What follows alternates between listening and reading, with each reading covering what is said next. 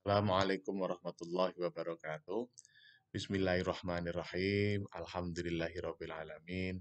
Wassalatu wassalamu ala asyrafil anbiya'i wal mursalin. Sayyidina maulana Muhammadin wa ala alihi wa sahbihi ajma'in amma ba'd. Bapak Ibu, saudara-saudara, sahabat-sahabat, kawan-kawan, rekan-rekan, teman-teman, dan adik-adik semua.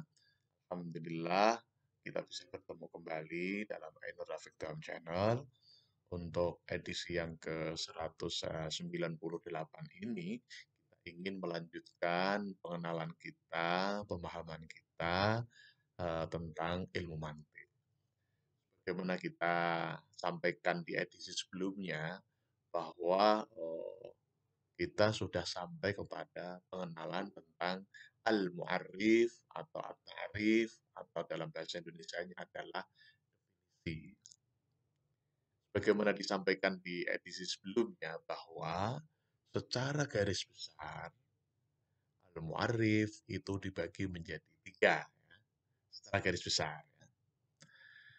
Yang pertama yaitu al-haddu, yang kedua adalah ar-rosmu, dan yang ketiga adalah al-lafzu.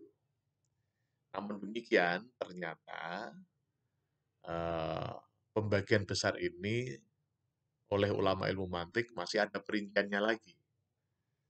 Nah, kalau secara terperinci, al-mu'arrif atau at-ta'rif atau definisi dalam ilmu mantik itu ada 5 macam. Nah, ada 5, pembagiannya ada 5. Yang pertama adalah al-haddu at-tamu. Jadi bagian besar yang pertama tadi kan al-haddu namanya. Nah, al-haddu ini dibagi menjadi 2. Yang pertama adalah al-haddu at-tamu, dan yang kedua adalah al-haddu an-naqisu. Yang tadi kan secara garis besar ada 3 ya, yaitu al-haddu, ar-rosmu, dan al. Nah, al-haddu itu sendiri kemudian diperinci menjadi 2, dibagi menjadi 2, yaitu al-haddu at-tamu dan al-haddu an-naqisu. Nah, untuk pembagian besar yang kedua, yaitu ar-rosmu, ini juga dibagi menjadi 2. Yang pertama adalah ar-rosmu at-tamu, dan yang ketiga yang pertama adalah ar-rosmu at-tamu, dan yang kedua adalah ar-rosmu an-naqisu. Jadi sama-sama. Jadi kalau al-haddu ada yang at-tamu, ada yang naqis, yang ar-rosmu juga ada yang at-tamu, ada yang naqis. At-tamu itu maksudnya sempurna, kalau an-naqis itu artinya kurang. Nah, kalau bagian besar yang ketiga, yaitu al-lafzu, tidak ada perincian. Jadi, secara garis besar, dalam pembagian besar, al-mu'arrif atau at-ta'rif atau definisi itu dibagi menjadi 3, yaitu al-haddu, ar-rosmu, dan al-lafzu. Nah, untuk yang pertama, yaitu al-haddu, itu ternyata diperinci lagi menjadi 2. Nah, yang dikenal dengan istilah al-haddu at-tamu dan al-haddu an-naqis. Al-haddu yang sempurna dan al-haddu yang kurang atau an-naqis. Kemudian yang kedua, ar-rosmu itu ternyata juga diperinci lagi menjadi 2, yaitu ar-rosmu at-tamu atau rosam yang sempurna dan ar-rosmu an-naqisu atau rosam yang kurang. Nah, yang terakhir, yang al-lafzu itu tidak ada pembagian. Jadi, secara total, al-mu'arrif atau at-ta'rif itu dibagi menjadi 5 secara terperinci.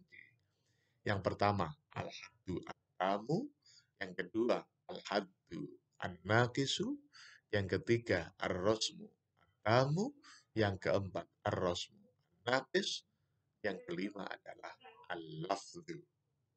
Nah, ini sudah kita jelaskan kemarin beserta contoh. Nah, sekarang kita mulai memasuki terkait dengan syarat-syarat dari al-mu'arrif atau ta'rif itu sendiri. Secara garis besar, kita bisa tinjau syaratnya dari dua tinjauan. Ya. Pertama adalah syarat lafziyah dan yang kedua adalah syarat maknawiyah. Syarat lafziyah dan syarat maknawiyah.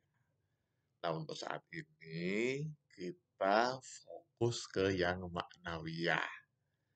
Karena kalau yang al-lafziyah itu perinciannya ada 7. Ya. Perinciannya ada 7. Sementara kalau yang maknawiyah itu hanya ada 2. Kita dahulukan yang 2. Nanti untuk yang al-lafziyah nanti kita sampaikan di edisi berikutnya. Nah, untuk syarat yang maknawiyah itu ada 2, itu apa saja? Ini yang sangat terkenal, itu ada istilah jami dan mani. Jadi yang namanya at-ta'rif atau al-mu'arrif itu harus jami dan mani. Nah, kalau jami, kalau dalam istilah ulama ilmu mantik itu diistilahkan munakisan atau munakis atau munakisan itu jami. Sementara yang mani, ya, yang mani itu adalah yang mutoridan. Mutoridan. Nah, maksudnya apa? Mutoridan itu apa? Mutoridan atau almani itu apa? Sementara munakisan atau al-munakis atau al-jami itu seperti apa? Al-jami atau al-munakis, ya, al-jami, kalau kita lihat dari segi artinya, al-jami itu kan mengumpulkan. Nah, jadi memang eh, al-mu'arrif atau ta'rif itu memang harus mengumpulkan, harus memasukkan semua yang harus atau yang seharusnya masuk dalam definisi itu. Jadi kalau masih ada sesuatu yang eh, keluar dari definisi itu atau dari tarif itu, maka dia belum disebut sebagai al-jami. Ya, belum sebagai al-jami. Karena belum mencakup semuanya. Contohnya misalnya apa? Contohnya ya, contohnya adalah al-insanu, ini yang lengkap ya, yang lengkap al-ma'rif atau at-ta'rif yang lengkap. Al-insanu huwa al-hayawanu an-natiq. Al-insanu ma huwa al-insan? Al-insanu huwa al-hayawanu an-natiq. Apa definisi dari manusia? Manusia adalah hewan-hewan yang berpikir. Nah, disebut sebagai al-jami. Ya, al-jami itu ketika mencakup semuanya, mencakup semuanya, atau yang kita sebut sebagai al-munakis atau munakis. Jadi kalau kita sebut sebagai al-hayawanu, al-hayawanu, maka semuanya masuk, semuanya masuk.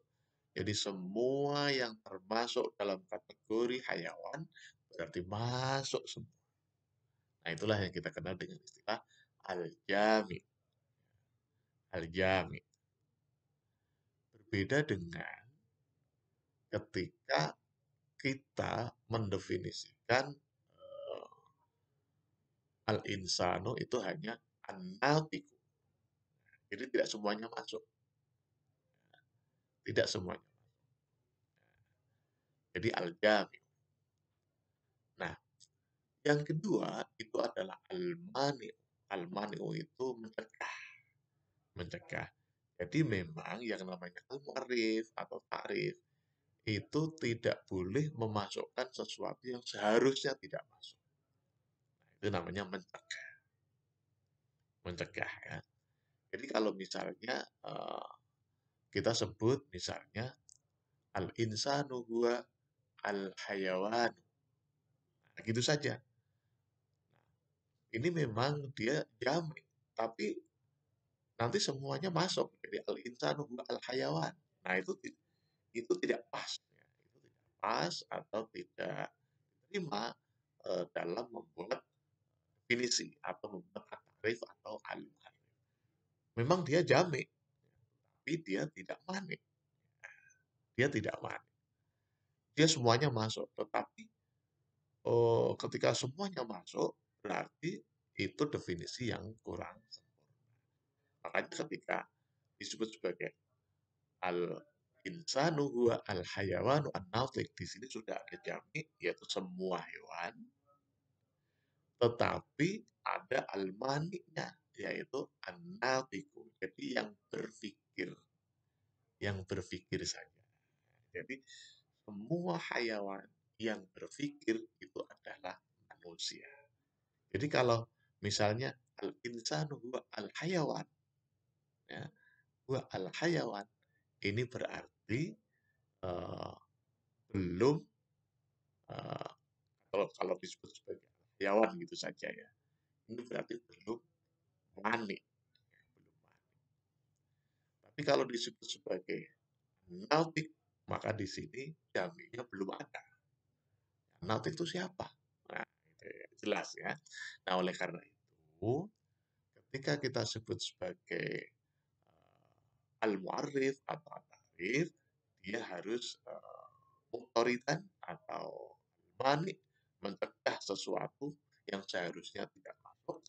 Kemudian juga harus al-munakis atau al-jami yang memasukkan seluruh makna yang ada di dalam definisi tersebut. Ya. Jadi seperti yang kita sampaikan tadi, jadi untuk syarat al-mu'arrif atau ta'rif itu secara garis besar itu dibagi menjadi dua, yaitu syarat lafziyah dan syarat maknawiyah. Untuk syarat yang maknawiyah itu ada dua, yaitu jami dan mani atau munakis atau mutorid, dan yang kedua adalah yang maknawiyah. Yang maknawiyah itu kurang lebih ada 7 syarat. Nah, nanti akan kita sampaikan pada edisi berikutnya. Barangkali demikian, sekali lagi kita sampaikan bahwa uh, al-mu'arrif atau ta'rif secara garis besar itu syaratnya ada dua. Yang pertama adalah lafziyah, yang kedua adalah maknawiyah. Yang lafziyah sendiri itu ada 7 syarat ya.